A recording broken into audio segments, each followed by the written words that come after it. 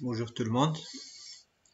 Dans la suite de cours relative à PLSQL, on va voir dans cette séquence le cours relatif au package. Donc on va voir que plus précisément quelle est la syntaxe qu'on peut utiliser au niveau du PLSQL, qui est un langage procédural d'Oracle. Comment on peut utiliser, quelle est la syntaxe qu'on peut utiliser pour créer les packages, qu'est-ce une package donné, quel est l'intérêt d'utilisation du package, ainsi de suite. Donc on va voir vers la fin, on va voir quelques exemples sur les packages. Pour commencer, donc on va d'abord définir c'est quoi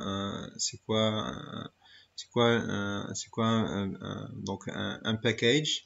Donc un package est l'encapsulation des objets de programmation PLSQL. Donc il permet en fait c'est un moyen de faire l'encapsulation, de regroupement de un ensemble des données. Donc si on prend par exemple, on peut le faire une simulation par rapport à ce qu'on fait au niveau de la programmation orientée objet. On a une classe, dans cette classe-là, il y a un ensemble des attributs, des méthodes auxquelles on peut faire accès, on peut accéder. Donc c'est la même chose ici. Un package c'est l'équivalent d'une classe, mais donc au lieu qu'il contient en effet que les attributs et les méthodes, dans notre cas ici, il contient tout un ensemble des objets de programmation PLSQL. Donc lorsqu'on dit l'ensemble des objets de programmation SQL, ça veut dire les variables PLSQL, ça veut dire les variables PLSQL, les constantes, les exceptions, les curseurs, ainsi de suite. Donc tous les objets du type PLSQL, donc ils peuvent être mis dans un package donné. D'accord? Voilà, donc PLSQL, logique de traitement, donc à savoir les constantes, variables, procédures, fonctions, curseurs, exceptions, ainsi de suite. Donc la création d'un package se fait en deux étapes. Donc la première étape, on doit d'abord créer la partie spécification, donc création des spécifications du package. Dans la deuxième partie, il contient en effet la création de corps de package. Donc dans la première partie, qu'est-ce qu'il contient plus précisément? Il contient en effet l'ensemble des déclarations et la partie unifiée qui est publique de package. Lorsqu'on dit une partie publique, ça veut dire quoi? Ça veut dire que l'ensemble des objets PLSQL auxquels un utilisateur qui a le droit d'accéder à votre schéma, schéma de base de données, dans lequel il est défini notre package, tous ces objets-là, il a le droit en effet d'y accéder. Donc il peut accéder en effet à l'ensemble des variables, des fonctions, des curseurs, des exceptions. Donc tout ce qui est défini en effet au niveau de cette package là, il est accessible par les utilisateurs qui sont qui peuvent se connecter, que peuvent en effet accéder à votre schéma de base de données. D'accord? Donc spécification à la fois les fonctions et les procédures publiques, ainsi que la déclaration des types des variables, constantes, ainsi de suite utilisées, et les curseurs utilisés dans le package et visibles par le programme Apple. La deuxième partie qui est le corps de package, qu'est-ce qu'il contient en effet? Donc nous avons dit dans la première partie, il contient en effet la déclaration des fonctions, et dans cette partie-là, il y a la définition des déclarations des fonctions que nous avons déclarées dans la partie spécification. Donc parce qu'au niveau de la partie spécification, qu'est-ce qu'on va mettre? On va mettre tout simplement en effet le prototype des fonctions et des procédures. On va pas définir les fonctions, on va pas donner le corps des fonctions et des procédures. On va donner tout simplement l'entête de la fonction, c'est-à-dire créer la première donc il fait la première ligne en effet qui permet en effet de définir de représenter, de déclarer la fonction ou bien la procédure. Donc, ces fonctions-là et les procédures qui sont déclarées dans la partie spécification, on doit les définir dans la partie corps de programme. En plus que ça, ils peuvent contenir en plus que ce que nous avons déjà défini dans la partie spécification, sa partie en effet déclaration. Donc, il peut contenir en effet les variables, les curseurs, les exceptions, ainsi de suite. Mais tout ce qu'on déclare dans cette partie-là, il est privé. C'est-à-dire, ça veut dire quoi privé? Ça veut dire il peut être utilisé tout simplement à l'intérieur de notre package. Mais à l'extérieur, un utilisateur ne peut pas accéder par exemple à une fonction qui est privée, qui n'est pas déclarée dans la partie spécification, qui est définie seulement dans la partie corps de programme.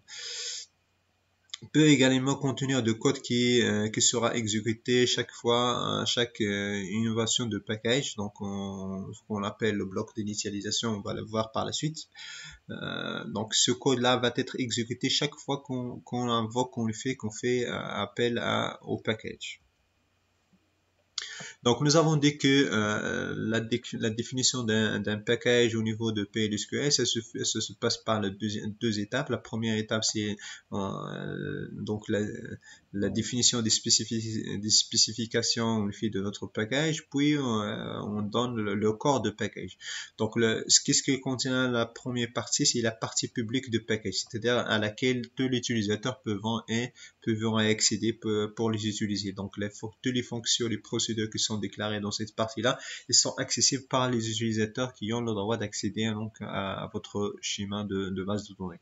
Donc là, dans cette partie-là, il est défini quoi? Donc, il est défini les fonctions et les procédures que nous avons déjà définies, que nous avons déjà déclarées dans la partie spécification. Et en plus que ça, il contient des fonctions et d'autres fonctions et d'autres procédures qui sont privées, c'est-à-dire qui peuvent être utilisées tout simplement à l'intérieur de corps de package. Il peut contenir aussi des curseurs, des constances, des variables, des exceptions, mais tout ça c'est privé, c'est-à-dire il est accessible seulement à l'intérieur de package. D'accord? Donc, il y a la partie publique et la partie déclaration. Donc, la déclaration des éléments publics de package, information accessible à tous les utilisateurs autorisés. Donc, pour la création, on va voir la syntaxe explicitement, mais ce qu'on peut dire à cet instant, c'est le create or replace package, puis la suite de la déclaration. Donc, voilà. Donc la syntaxe plus explicite en effet de la création de la première partie de package qui est la spécification du package, c'est on utilise la syntaxe create ou replace. Si le package existe déjà, on veut le remplacer, donc on doit utiliser create ou replace package. Si le package n'existe pas, donc on peut écrire directement create package sans écrire replace. Donc replace il est optionnel.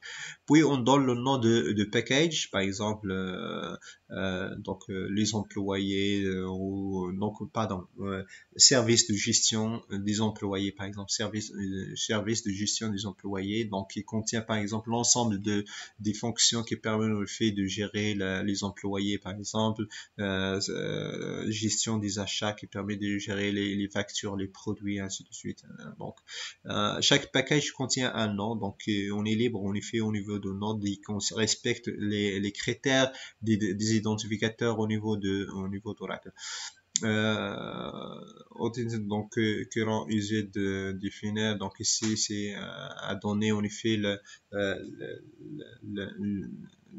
les droits donc sur cette package là, is as, donc puis is ou bien as, puis on donne la spécification définition of type public, donc la définition des types publics, la déclaration des variables publiques, des types donc add object, donc les objets, donc on va voir des objets par la suite. Donc lorsqu'on crée par exemple une référence, quelque chose comme ça au niveau de Oracle, donc je peux créer un objet, une variable de ses préférences ou quelque chose comme ça par exemple.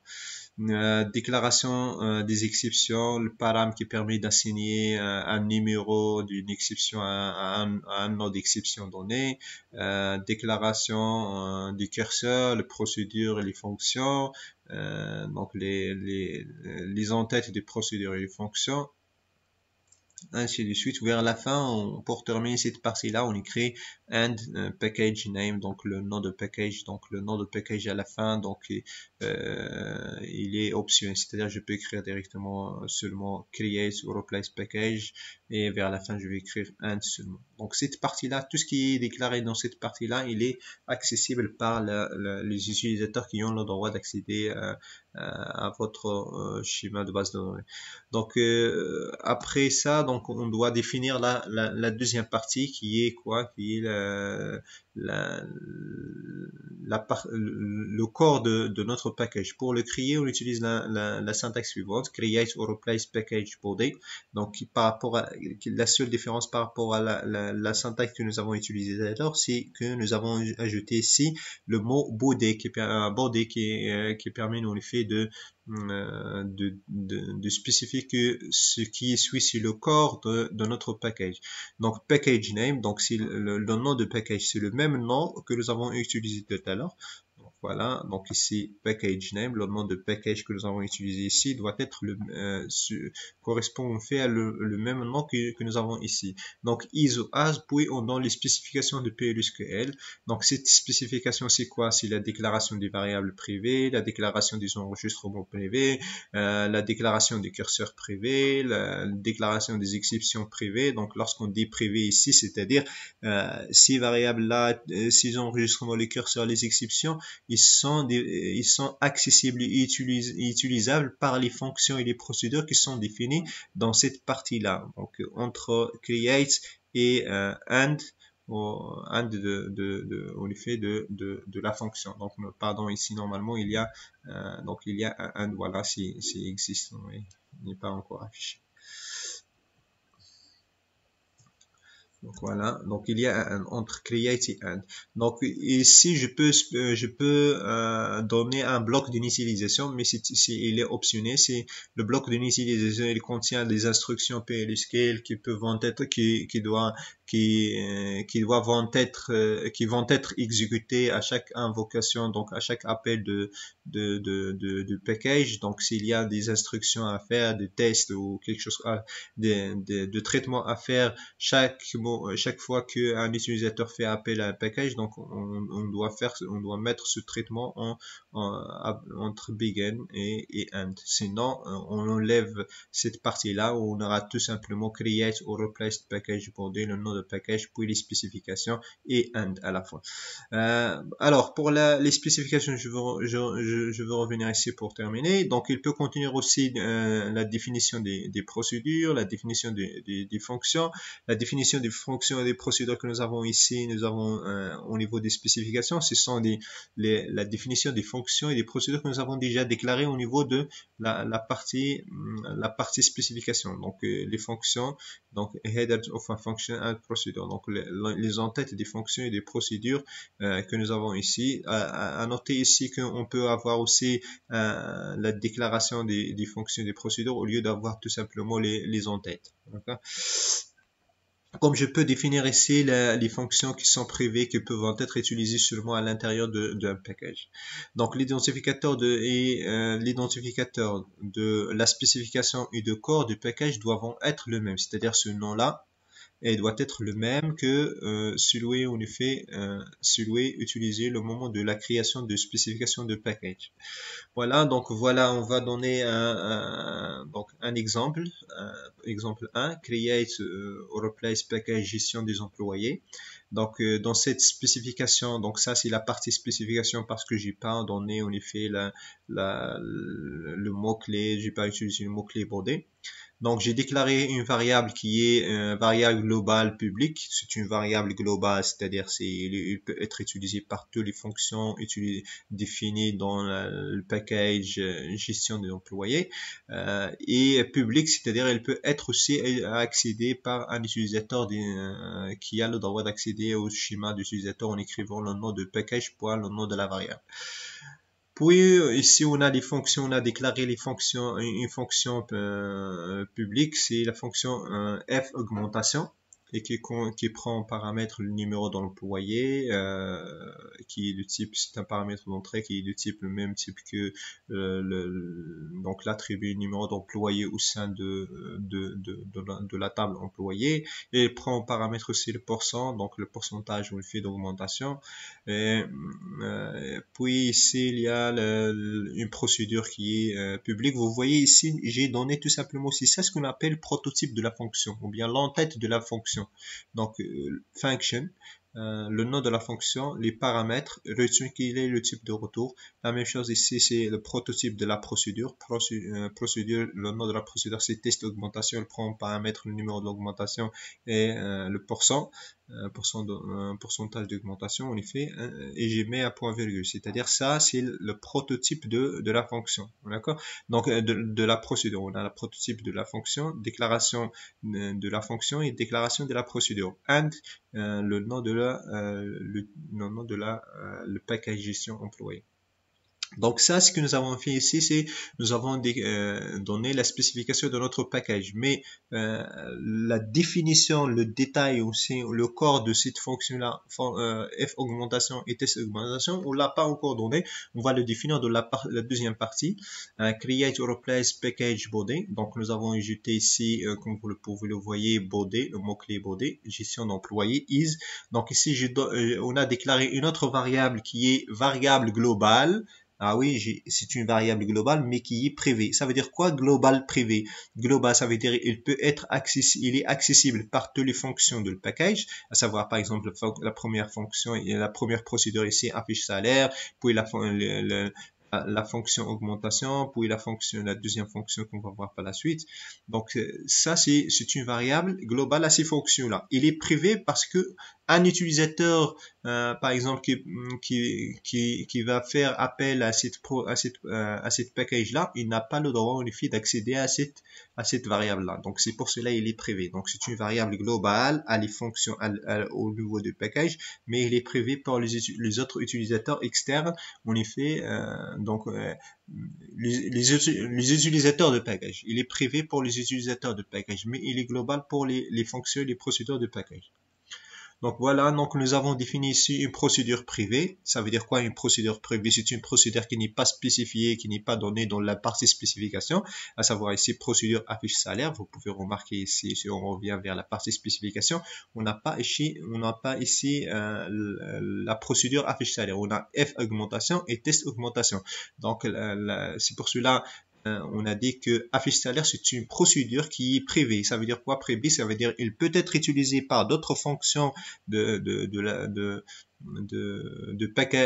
corps de notre package, mais il ne peut pas être appelé à partir de l'extérieur, d'un utilisateur extérieur de package. C'est-à-dire on ne peut pas écrire le nom de package puis point le nom de notre procédure qui est affiche salaire.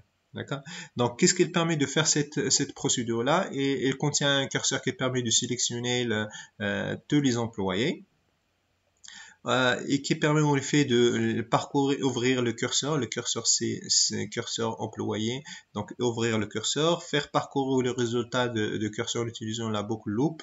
Donc, fetch curseur employé into employé. Donc, la variable, vous voyez ici la variable employé qui est globale, donc qui n'est pas définie à l'intérieur de la procédure employé affiche salaire, mais c'est une variable qui est définie à l'intérieur de package et qui peut être utilisée par toutes les fonctions et les procédures de package, inclut la procédure affiche salaire. Dans notre cas, nous avons utilisé ici employé qui est une variable globale privée. D'accord. Donc exit win. Donc lorsqu'il n'y a plus de résultats, on va sortir de la boucle. C'est donc en passant d'un employé à l'autre, qu'est-ce qu'on fait? On affiche le nom et le salaire. Donc ça, c'est les procédures affiche salaire. D'accord.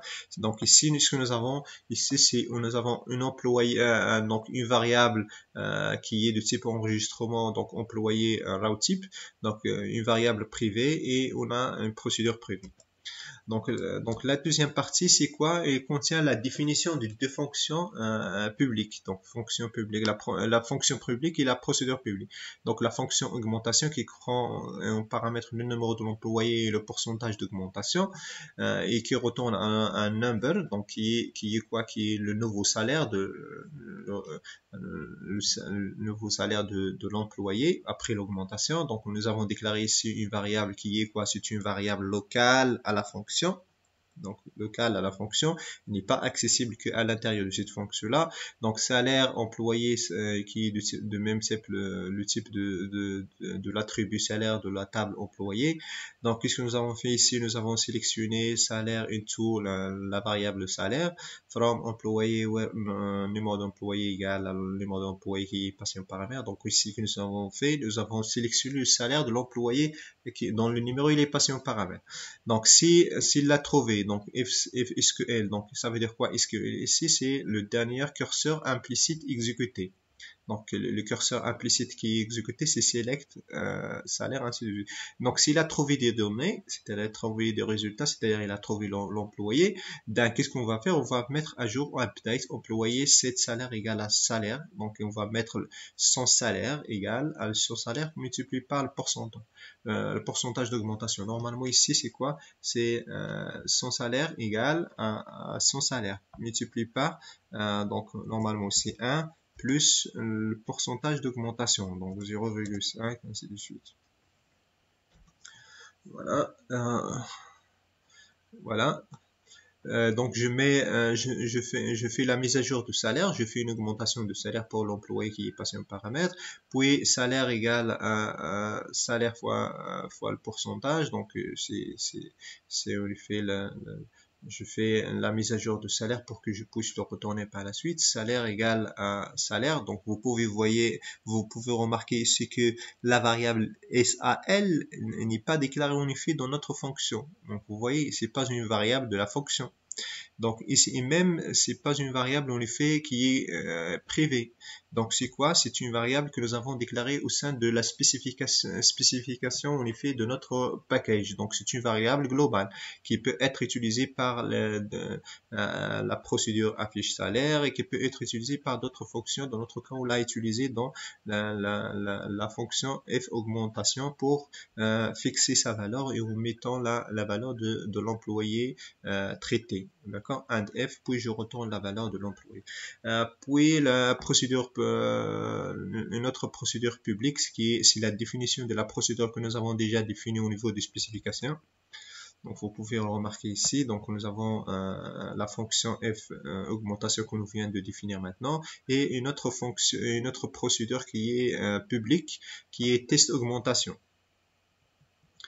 Voilà, donc qu'est-ce qu'il permet de faire? Il fait appel à la fonction augmentation, donc f augmentation, il permet pour faire on fait l'augmentation de salaire de l'employé, puis il affiche le salaire en faisant appel à la procédure on fait privée. Donc cette procédure là, on peut faire appel à cette procédure par les fonctions on fait les procédures définies à l'intérieur de package, mais à l'extérieur non. Donc appel à cette procédure, appel à la procédure privée. Donc and test augmentation, puis and de package. Donc comme ça, lorsque nous avons fait, nous avons défini notre package qui permet de faire la gestion des employés par exemple. Donc ça c'est un exemple en effet dans lequel nous avons essayé de donner les différentes utilisations, donc les différents cas possibles, à savoir donc la variable globale, fonction globale, publique, donc et procédure publique, procédure privée, variable globale privée, puis la définition des fonctions et procédures publiques. Donc, exemple 2, maintenant, supposons que je veux définir au sein de mon système de gestion de base de données, un package en effet qui permet de gérer les valeurs, par exemple, les valeurs des clés primaires. Comme vous le savez, donc au niveau de Oracle, il n'y a pas donc un moyen de définir une clé primaire comme auto-increment, à savoir par exemple au niveau de MySQL, on peut définir la clé primaire comme auto-increment. Au niveau de Oracle, ce n'est pas possible. Donc, pour résoudre ce problème-là, donc on peut créer par exemple un package qui permet en effet de retourner chaque fois la valeur suivante de la clé qu'on peut utiliser pour l'affecter à la clé primaire. Donc pour cela, donc qu'est-ce qu'on va faire? On va créer une procédure reset qui permet en effet de réinitialiser le compteur et la fonction next value qui permet en effet de retourner la valeur suivante de notre compteur. Donc le corps donc ça c'est la spécification, donc il contient deux fonctions publiques.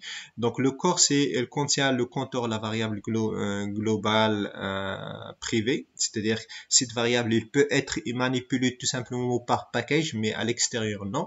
Donc pour manipuler cette package à l'extérieur, on doit utiliser l'interface de notre package qui est la partie spécification.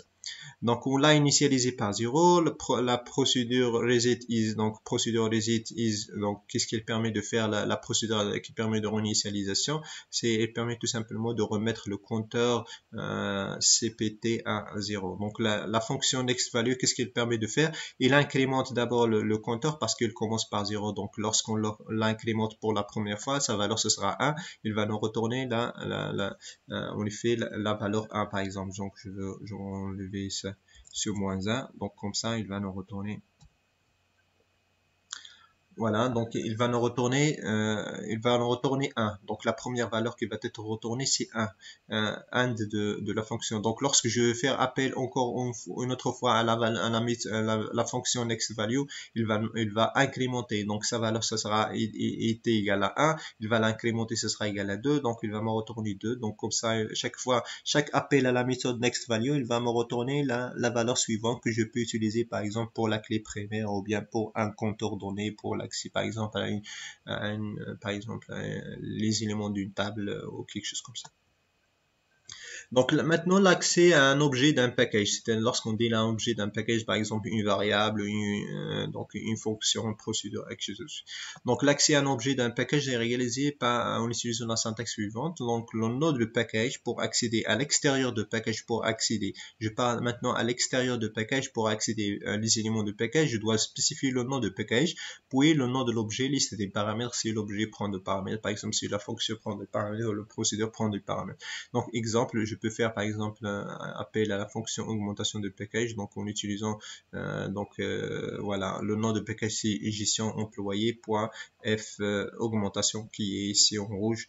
Donc gestion employé.f augmentation et je donne les paramètres, par exemple l'employé 100 et donc le pourcentage d'augmentation de son salaire c'est 0,2 par exemple avec 20%. Voilà, donc ici ça c'est un exemple d'accès donc on y fait les éléments, donc les éléments du package. Donc le programme de manière générale, qu'est-ce qu'il permet de faire? Il déclare une variable salaire. Il récupère le salaire de l'employé avant l'augmentation.